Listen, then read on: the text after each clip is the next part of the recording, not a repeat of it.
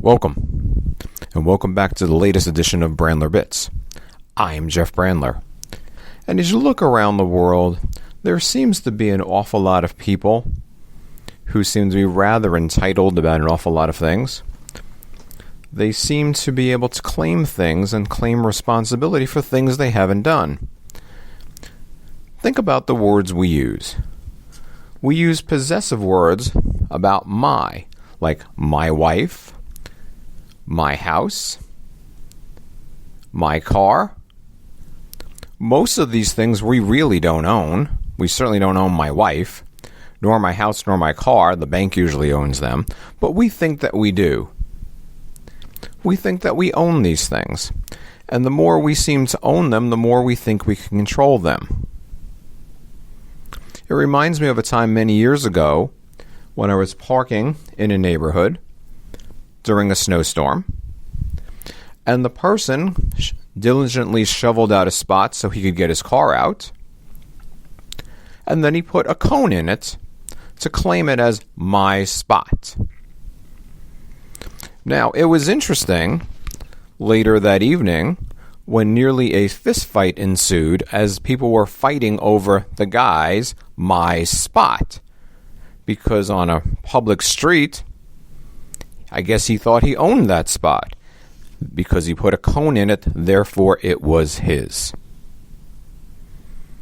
We act like we own stuff, but we really don't. Why do we do this? What is the purpose of this? What is the reason that we try to own what we don't have? I think it's about control. I think it's about fear. I think it's about insecurity. And those things seem to drive us to claim things that are not ours and that we feel then entitled to have them. Many years ago, I worked for a boss who used the words my staff. That was rather embarrassing because the tone of my staff is going to do this made us sound like we were superior in some way. We really weren't. Seemingly, the word my in almost any sentence seems to be a little weird and odd, with the possible exception of this is my food when I ordered it or I made it. But for the most part, it just seems kind of weird to me. Most recently, a woman named Lita called for a first counseling appointment.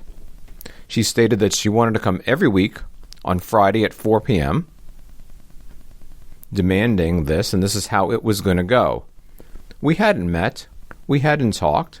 We didn't discuss if I was the right person, the wrong person, what her issues was, if I was even close to being the person that she needed to see.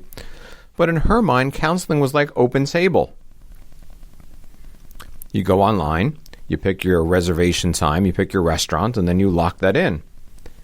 However, in counseling, it usually doesn't work that way. In fact, it never works that way because therapy is a relationship, not an open table app.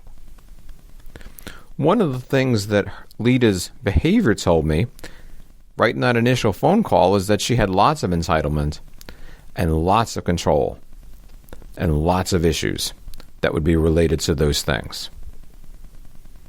She made a useful first impression, but probably one that when she does with other people is not as useful and probably leads to a poor outcome for her.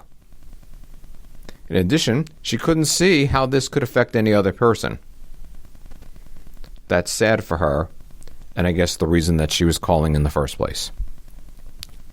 And thinking about it, there are many Litas in the world.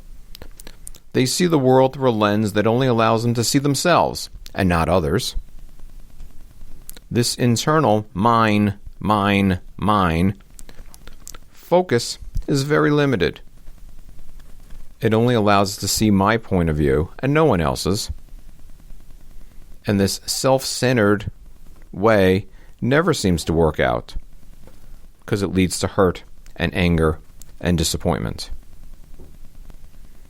Perhaps people can do some self-examination, look at themselves, Look at the issues, look at their fears, look at the pieces that get in the way, and whether they do that through some self-examination, through reading, podcasts, spirituality, or therapy, maybe the leaders of the world can reduce their protective shell and lead a healthier, more meaningful life.